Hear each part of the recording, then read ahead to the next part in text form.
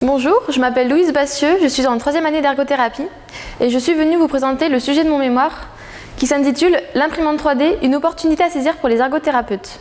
Un nouvel outil pour concevoir, créer et préconiser des aides techniques. La technologie de l'impression 3D est un procédé qui existe depuis plus de 30 ans.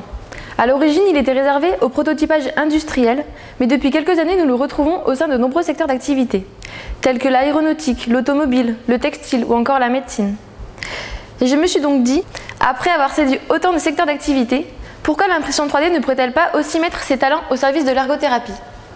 Au stade de la réadaptation et de la réinsertion, lorsque le patient doit réapprendre à vivre avec ses séquelles, l'ergothérapeute l'accompagne dans le développement de stratégies compensatoires. Il conçoit et crée des appareillages pour maintenir le bon état et préserver l'avenir fonctionnel du corps de la personne. Il agit également sur l'environnement afin d'en améliorer l'accessibilité. Pour cela, il recommande des aides techniques, des assistances technologiques ou bien des aménagements architecturaux. Mais parfois, il arrive que sur le marché, il est compliqué de trouver des dispositifs suffisamment adaptés aux besoins particuliers des personnes. Néanmoins, l'habilité des ergothérapeutes à élaborer, adapter et créer des dispositifs personnalisés leur donne la capacité de répondre à cette demande.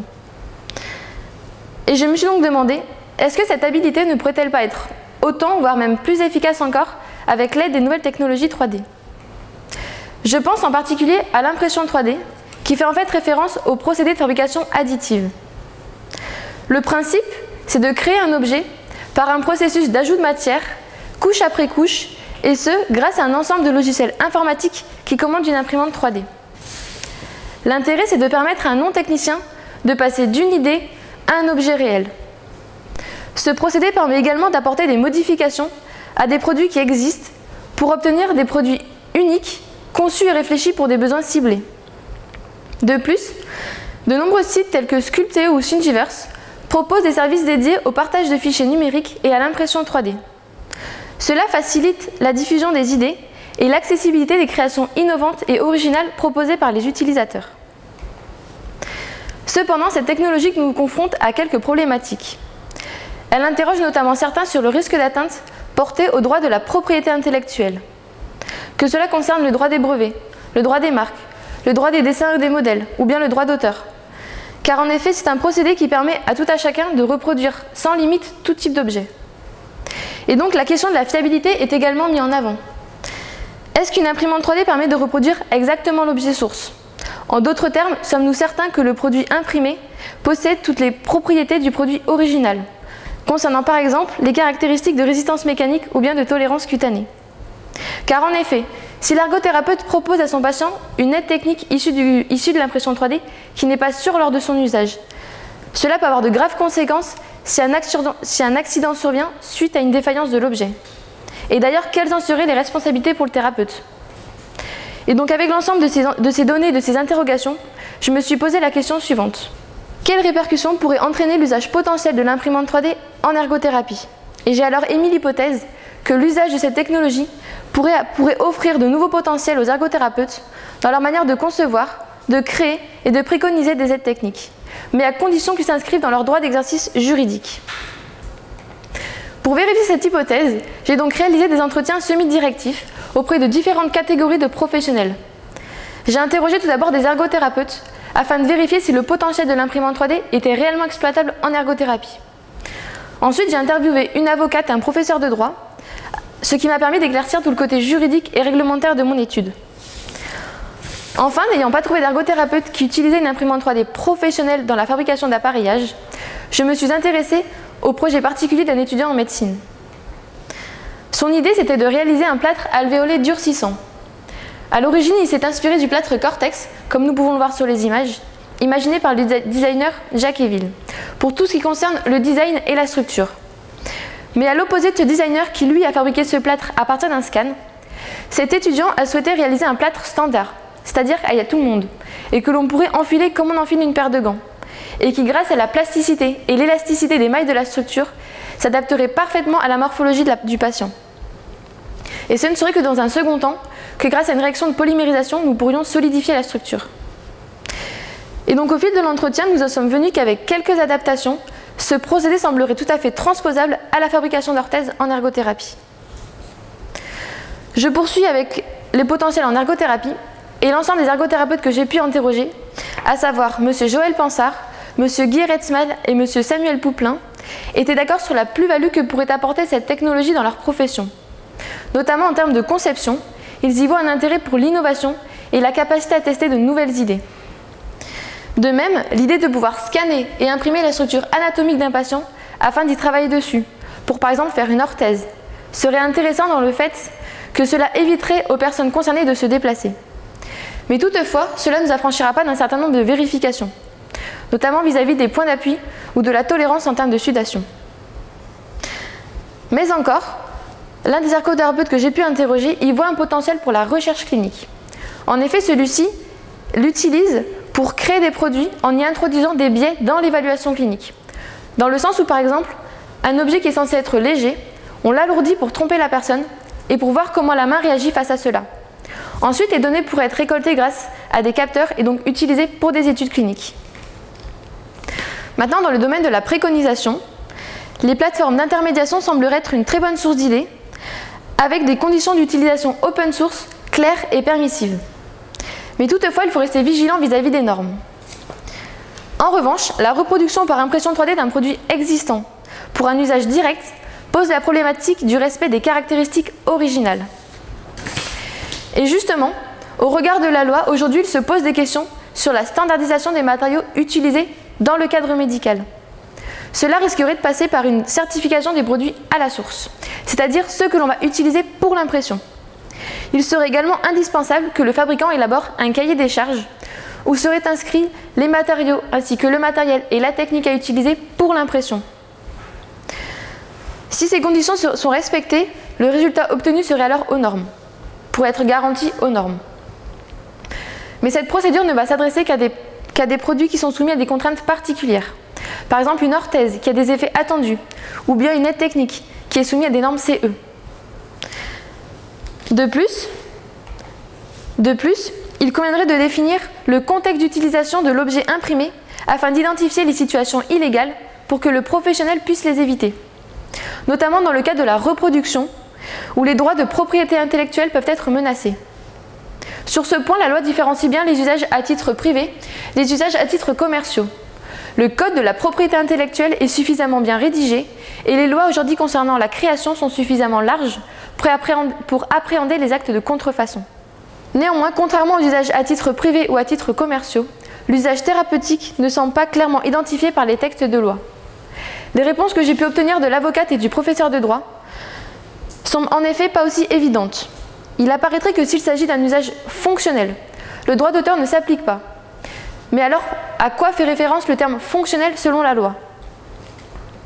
Il serait intéressant de parvenir à clarifier l'encadrement juridique de ce nouveau mode de production dans un cadre thérapeutique. D'autre part, je me suis interrogée sur le type de responsabilité qu'engage l'ergothérapeute lorsqu'il propose à son patient une aide technique qu'il a fabriquée à l'aide d'une impression 3D, d'une imprimante 3D. Dans le cas où cette aide technique casse et devient alors préjudiciable pour le patient ou pour son entourage, contre qui cette personne pourrait se retourner en termes de dommages et de préjudices? Pour commencer, il conviendrait de savoir s'il s'agit d'une reproduction d'une aide technique vendue dans le commerce. Et alors, une expertise sera nécessaire pour identifier la faute commise et son ou ses auteurs. S'agit-il de l'ergothérapeute qui n'a pas respecté les recommandations du cahier des charges du fabricant? S'agit-il d'une défaillance de l'imprimante 3D? Ou bien, est-ce que les matériaux utilisés étaient bien aux normes? Par contre, s'il s'agit d'une aide technique entièrement conçue et créée par l'ergothérapeute, c'est celui-ci qui va endosser toute la responsabilité. Et d'ailleurs, selon cette étude, c'est une responsabilité de fabricant qu'il va endosser, alors qu'il ne possède pas les compétences de celui-ci. Et donc nous posons le doigt ici sur une problématique qui a commencé à être débattue dès lors que les ergothérapeutes ont commencé à faire de l'adaptation d'aide technique. Suite à cela, des solutions pourraient être envisagées. Par exemple, si l'ergothérapeute se retrouve face à un patient qui a une demande particulière, à laquelle aucune aide technique du commerce ne peut répondre, il pourra alors choisir de créer une nouvelle aide technique pour aider cette personne, tout en prenant le risque d'être tenu pour responsable en cas d'accident. Il conviendrait alors, pour que le thérapeute se protège et garantisse la sécurité de son patient, qu'il s'assure de la qualité de son produit. Et donc des essais seraient alors indispensables avant toute remise de matériel. Cela permettrait tout d'abord aux patients d'apprendre la technique d'utilisation proposée par le thérapeute et permettrait également à l'ergothérapeute de vérifier la sûreté de son produit ainsi que son bon usage. Mais si la situation présente un risque, prenons l'exemple de l'adaptation d'un joystick pour la commande d'un fauteuil roulant.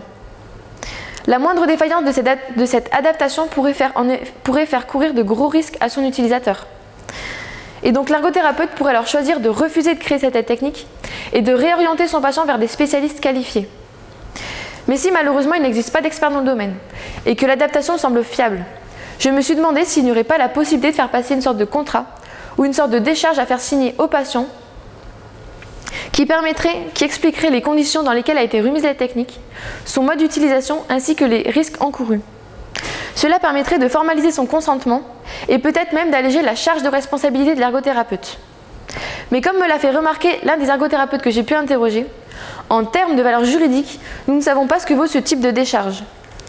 J'ai donc repris contact avec l'avocate qui m'a en effet soutenu que ce type de décharge n'a aucune valeur juridique et que pire, elles peuvent être considérées comme abusives puisqu'elles limitent, voire exonèrent le praticien professionnel de toute responsabilité et seraient à ce titre contraires au droit de la consommation très protecteur du patient consommateur.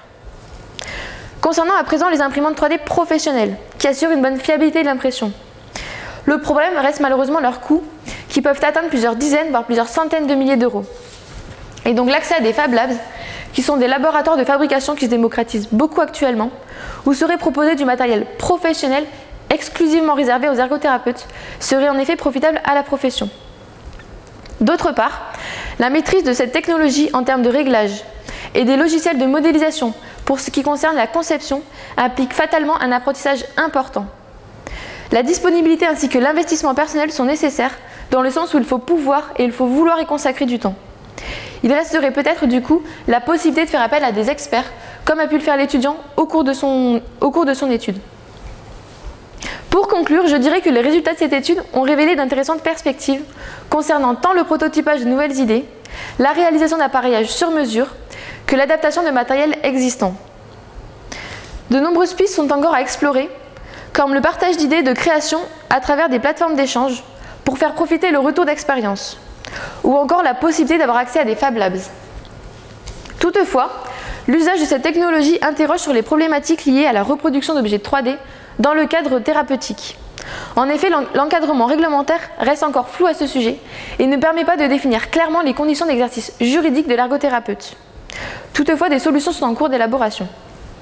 Par conséquent, il conviendra de dire que l'impression 3D propose un potentiel bien réel en ergothérapie, bien que ses champs d'application demeurent encore à être précisés.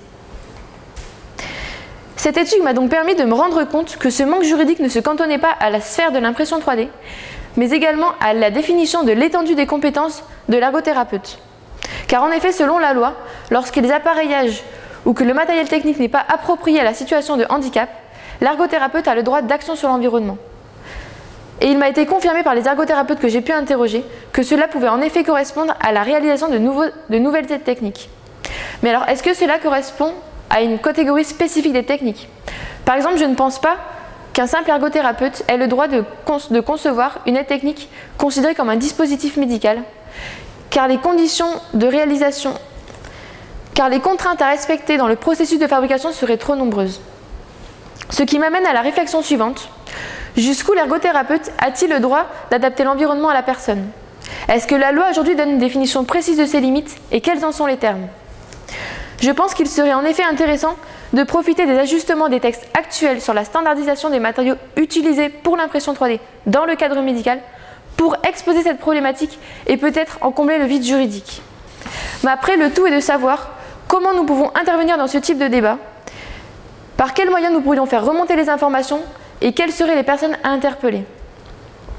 Je terminerai donc par dire que l'imprimante 3D offre de nombreuses possibilités novatrices, mais que si son cadre d'utilisation n'est pas correctement défini, nous risquerons de ne pas pouvoir utiliser cette technologie de manière optimale. Merci de votre attention.